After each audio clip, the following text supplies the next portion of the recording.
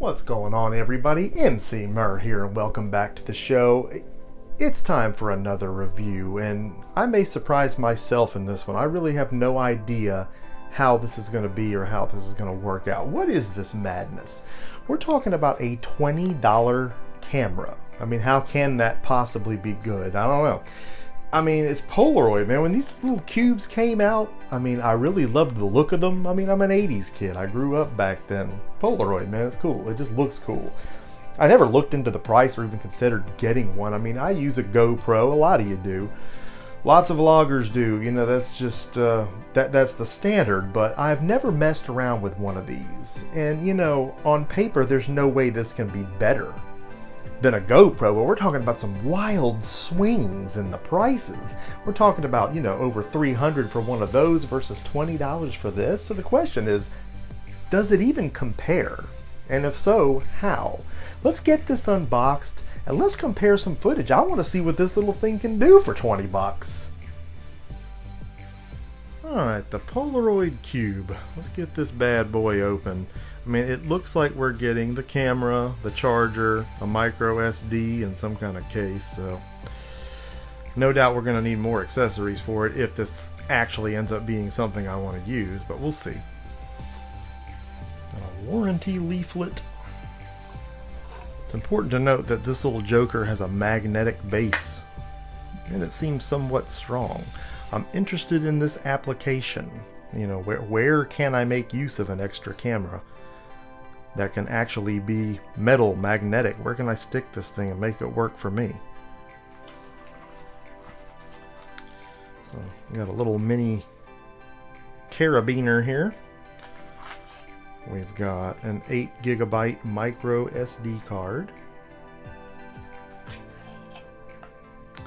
and the USB hookup. Got us a little carry cord there and a rubber case, a little skin action. So just at a glance, the stats, you know, 6 megapixel, that's the most important figure we're looking at here as far as how this will compare to the GoPro, which is basically double that. I'm not worried about 4K. I mean, God, rendering in that is just hell anyway.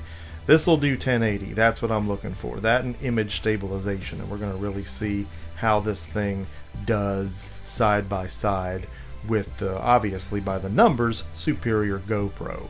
Let's get this thing charged up. Let's see what she can do.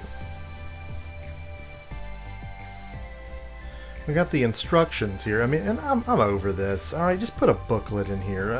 What are we, cavemen with these pictures? Are you too lazy to write? Or do you think I don't know how to read? I mean, yeah, I mean, most of this is self-explanatory. Yes, they want us to open the SD slot with a coin or something that resembles that. There's a switch here for the resolution. But then we get back here, and yeah, I get green is charged, red is not. I could have guessed that. This has a line through the SD and the, you know, what looks like the battery indicator. And then here it is with the SD card. And what are they telling me, not to leave it in there? I don't know. I have no idea what these cave drawings mean. Oh well. That pops out just like so. It's on 720. I'm going to go ahead and put it on 1080. God, that's a BI itch to switch over. God, why does it have to be so far down in there? Okay, 1080. Obviously, we're not worried about filming in 720. Let's get the micro SD in there.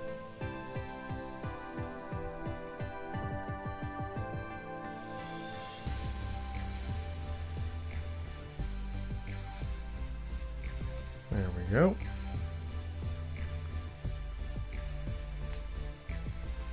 So we're going to look at some comparisons between these two units. The Cube shoots in 1080p, but with only 6 megapixels compared to the 12 megapixel GoPro.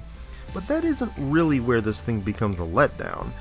It doesn't look bad at all. I mean, all things considered, it's not as wide-angled of a view, but whether or not that's an issue depends on what you're filming. It's a 124-degree wide-angle lens. It includes the 8GB SD card, but it can run up to a 32. You know, my hopes for the Cube really homed in on it being an extra camera for, just different viewpoints, not a main piece of equipment. The biggest issue with the Cube is really the lack of Wi-Fi, which was available on the model above this one, but that doesn't seem to be sold anywhere at the moment, at least not that I can see. Being a Cube doesn't leave room for a viewfinder, so they had an app that allowed you to use your phone as one. But without the Wi-Fi, that's not an option here. So your shot needs to be general because it can't be optimal. I filmed a few different applications for comparison's sake, and the Cube does fine. And it has that magnetic bottom which allows it to attach to a multitude of things without additional accessories, but when turned to the side, the aspect gets all boofed. Still haven't figured that part out yet. The GoPro is the clearer picture, of course, and this was never a which is better scenario, just a how much better for $300 versus $20 scenario. The GoPro boasts double the frame rate too, which is a must for me. And 4K, of course, which is a non-factor for me personally. I mean, rendering in 4K is rough stuff if your PC isn't a tank. The audio is the big deal breaker. The Cube, from what I've read, does not accept external mics, and its audio sounds like a wet fart. Check this out. Alright, so we're doing a little bit of testing here so that you can hear the difference in the mic quality from one of these to the other. This is the Polaroid Cube, and this is the GoPro and the audio on the GoPro. So a bit of a difference there in the quality, and of course we're not talking about external mic hookups, so we don't really have that option with the Cube. And I don't have one for the GoPro, so this is just the GoPro's mic. Well, there you have it, the Polaroid Cube. I don't know, would you buy one of these things based on what you saw here today? I mean, either way, it was nice to be able to take a look at it, I imagine, and get some comparisons going on there. And yes, this is still a $20 camera, $20 to $25, depending on your color option, and depending on, if you want any extra accessories with it. There's a couple different packages that I've seen, and again, on color options, we're talking about there's a black one, there's a blue one, there's a red one, whatever your jam is. I just went with basic black. But yeah, I mean, for 20 bucks, I mean, this is something, I guess, that, if you're vlogging or YouTubing on a budget, I mean, 20 bucks, that's hard to argue with, at any quality level. I mean, that's really affordable. So at least we got to take a look at this. I hope you liked what you saw here. I hope you like these comparison and tech videos, reviews, and whatnot. Let me know what you think about what you saw here today in the comment section of this video, because you know that I love getting a conversation going with you right here on the Emceemur Show, something that we do a lot of.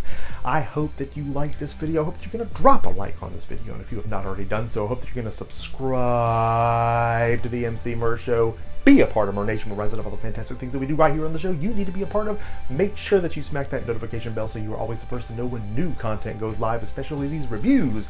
You never know how interesting they will be or whether or not they will actually help you. Always a good time, though, that we have right here on the show, and you need to be a part of it. Emceemur signing off for this fantabulous episode. Now we'll see each and every one of you again next time.